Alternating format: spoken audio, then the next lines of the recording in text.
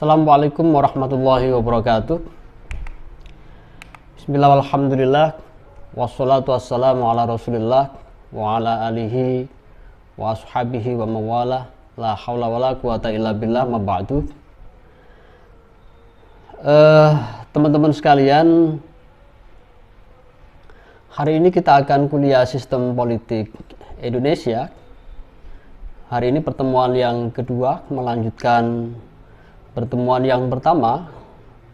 Minggu yang lalu kita membahas tentang RPS dan silabi sebagai acuan dari proses pembelajaran selama satu semester ke depan.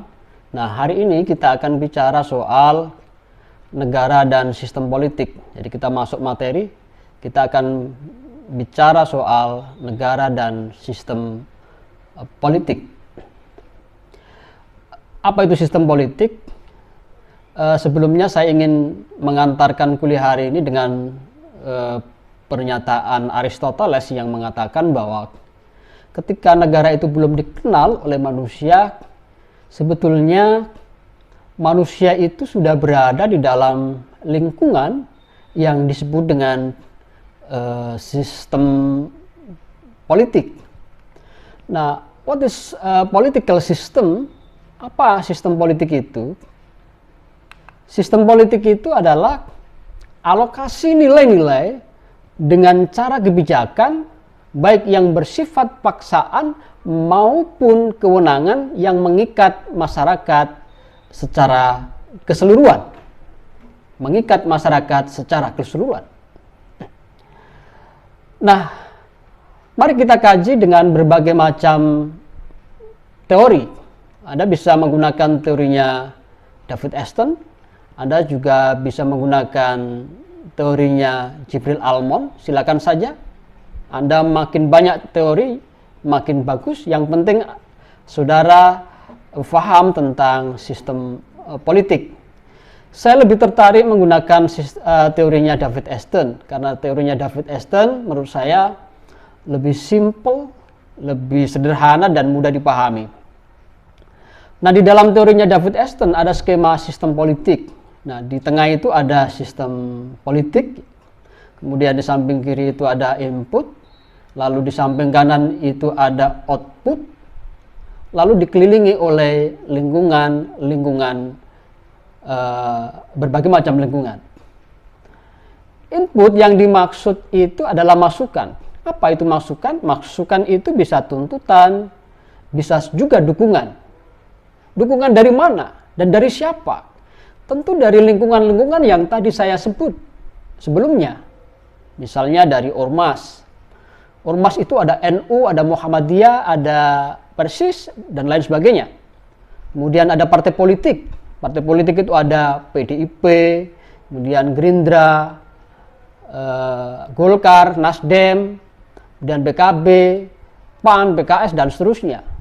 Kemudian ada militer, ada TNI Polri, ada LSM, ada tokoh-tokoh agamawan, ada asosiasi-asosiasi yang lain yang memberikan tuntutan maupun dukungan untuk kepada negara apakah dan apa sistem politik yang bisa digunakan di dalam sebuah negara. Nah, kita ambil contoh misalnya teman-teman sekalian biar bisa dipahami. Misalnya kita ambil contoh sistem politik di Indonesia. Taruhlah kita mengambil contoh sistem politik komunis misalnya. Nah, kira-kira lingkungan-lingkungan tadi itu setuju tidak dengan sistem politik komunis? Kira-kira Ormas itu setuju tidak? Ada NU, ada Muhammadiyah, ada Persis, dan lain.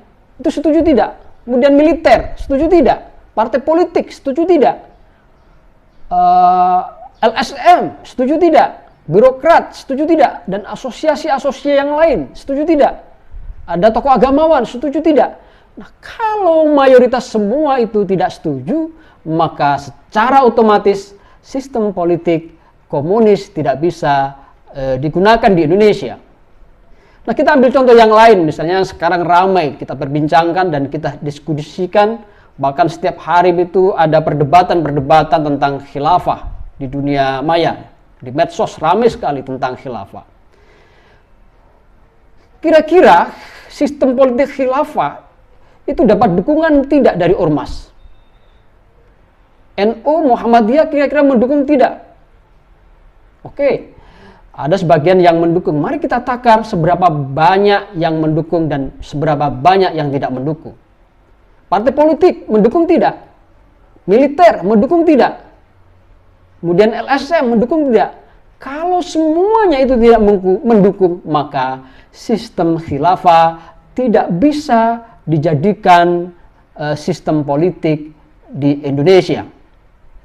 Bagaimana dengan sistem demokrasi yang sekarang kita gunakan?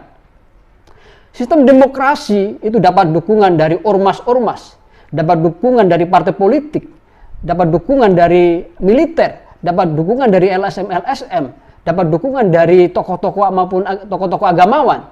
Kalau semuanya itu mendukung, secara otomatis sistem demokrasi bisa digunakan sebagai sistem politik di Indonesia. Tentu kalian akan bertanya, Pak, sistem politik demokrasi itu kan bertentangan dengan Islam. Saya kira itu pandangan yang tidak benar. Mari kita lihat dalam sebuah peradaban Islam bahwa keterpilihan Abu Bakar As-Siddiq itu dilakukan dengan cara-cara yang sangat demokratis. Pada waktu itu ada 3 kaukus politik. Ada kelompok Muhajirin, ada kelompoknya Ansor, ada kelompoknya Ahlul Bait. Kelompok Ansor misalnya tidak mendukung Abu Bakar, tapi mendukung Sa'ad bin Ubadah. Kemudian Muhajirin mendukung Abu Bakar As-Siddiq. Kemudian Ahlul Bait mendukung Ali bin Abi Thalib. Tapi jangan lupa bahwa pada akhirnya Abu Bakar yang terpilih menjadi seorang khalifah menggantikan Rasulullah, dan itu dilakukan dengan cara-cara yang demokratis. Meskipun teman-teman sekalian, pasca kepemimpinan Abu Bakar, keterpilihan seorang khalifah tidak dilakukan secara demokratis. Tapi jangan lupa bahwa di situ pasca Khalifah Abu Bakar As-Siddiq terjadi tragedi politik radikal, politik perilaku ekstremis yang saya kira itu bertentangan dengan cara-cara Islam. Banyak khalifah 3 khalifah dibunuh.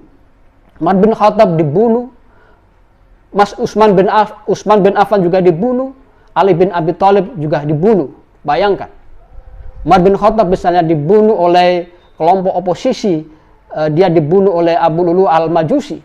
Kemudian Utsman bin Affan juga dikeroyok, kemudian meninggal di istananya.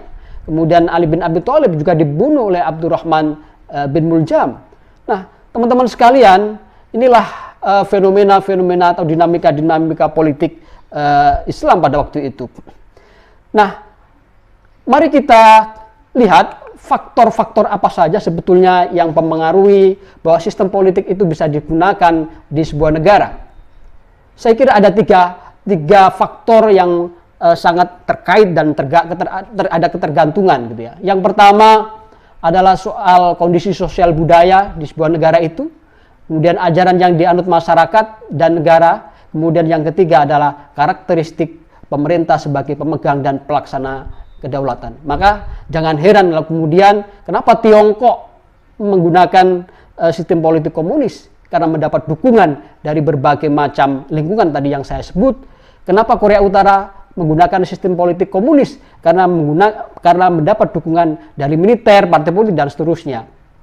Oleh karena itu, kenapa di Indonesia menggunakan sistem demokrasi? Karena mendapat dukungan dari berbagai lingkungan tadi yang saya sebut. Nah, memang teman-teman sekalian, memang sistem politik belum tentu bisa menjamin kesejahteraan masyarakat satu sebuah negara. Menggunakan sistem demokrasi belum tentu bisa sejahtera, atau menggunakan sistem politik komunis juga belum tentu bisa menjamin negara itu menjadi sejahtera. Ada berbagai negara yang tidak menggunakan sistem demokrasi, toh mereka juga sejahtera. Misalnya di Jepang. Di Jepang tidak ada demokrasi di situ, tapi Jepang adalah masuk kategori sebagai negara yang sejahtera, welfare state. Di mana? Di Singapura. Di Singapura tidak ada demokrasi di sana, tapi Singapura masuk di dalam kategori negara-negara yang disebut dengan welfare state, negara sejahtera.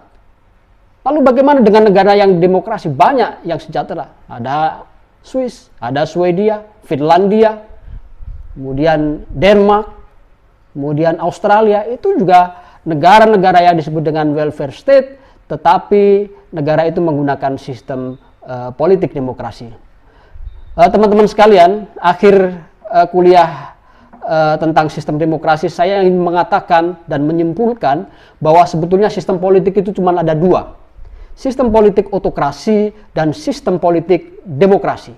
Sistem politik otokrasi dan sistem politik demokrasi. Saya ulangi ya. Sistem politik itu bisa dilihat khilafah itu masuk sistem politik yang mana?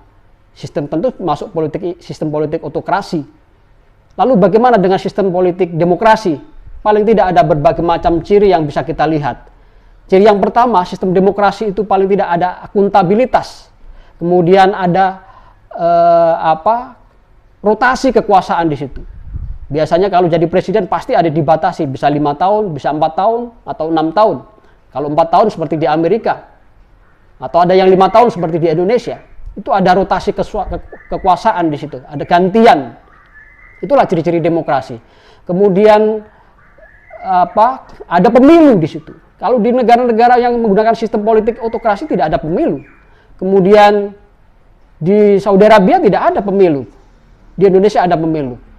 Nah, itulah sistem politik.